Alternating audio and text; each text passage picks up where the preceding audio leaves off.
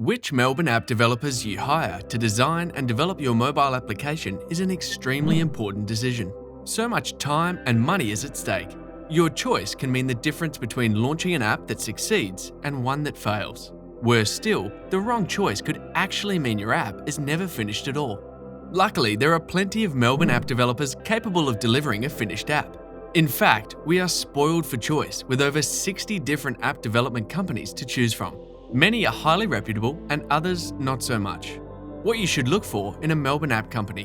1. The age of the company. App development companies in Melbourne often come and go, so generally, the older a company is, the more stable it is. 2. In-house development. It's important that the developer you choose does all the work in-house and doesn't outsource their work for quality reasons, among others. 3. Company size. There is no correlation between the size of the app development company and the quality of the app or service you will receive. Given the volatility of the industry, bigger companies are often the worst affected by economic downturn or market fluctuations. 4. Portfolio. Looking at an app developer's previous work is a must. Pay close attention not only to how the apps look, but also how they perform.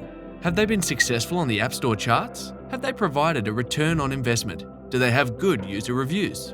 All of these criteria are important to give you confidence in the developer. 5. Previous clients. Most app developers in Melbourne have a list of their previous customers on their websites. However, these lists and logos can often be deceptive. If you see Apple, McDonald's, or Nike in a developer's client lineup, for example, ask to see the app they build for them. 6. Pricing.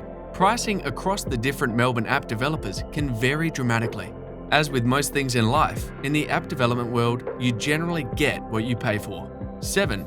Vibe. In choosing an app developer, you are choosing a partner with whom you'll be dealing with on a daily basis for many months.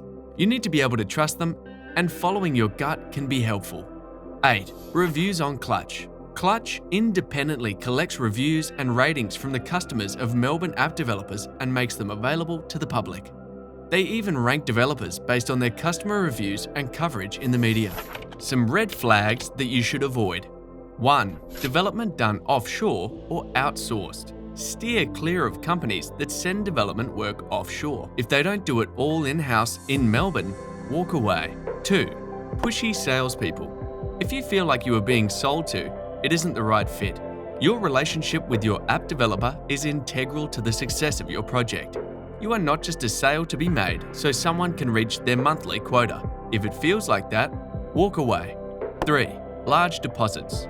Every app developer in Melbourne will require a deposit before commencement of work. The size of the deposit charged by Melbourne app developers can range from 10% all the way up to 60%. Generally, anywhere from 10 to 30% is fair, depending on the size of the project. Anything above 30% starts to become risky and should ring alarm bells. 4. Yes men or women. You go to an app developer because they have knowledge and experience in something you don't. A developer that simply agrees with everything you say without question is doing you a great disservice. 5. No intellectual property transfer. You need to own the source code and IP for your app. Full stop. Some Melbourne app developers specify in their development contracts that they will retain the IP and simply license it to you. Very rarely would this be a good idea. Here's a checklist of questions you should consider when researching a developer. Has the developer been in business for at least 7 years? Does the developer do all app development in Melbourne? Is the company a smaller boutique development agency? Does the developer have a strong portfolio of previous work with real results? Has the developer worked with any high-profile clients, and are there any testimonials? Is the developer quoting at the higher end of the scale, and can they justify the cost? Can you trust the developer? What is your gut telling you? Does the developer rank highly on independent review site clutch.co? And does the developer give you full ownership of IP and source code? Make sure you can answer no to each of these red flag criteria. Is development done offshore? Do you feel like you are being sold to by the developer? Is the developer asking for more than a 30% deposit up front? Is the developer a yes man or a yes woman? There are many capable app developers in Melbourne. Choosing the right one for your project is a personal decision.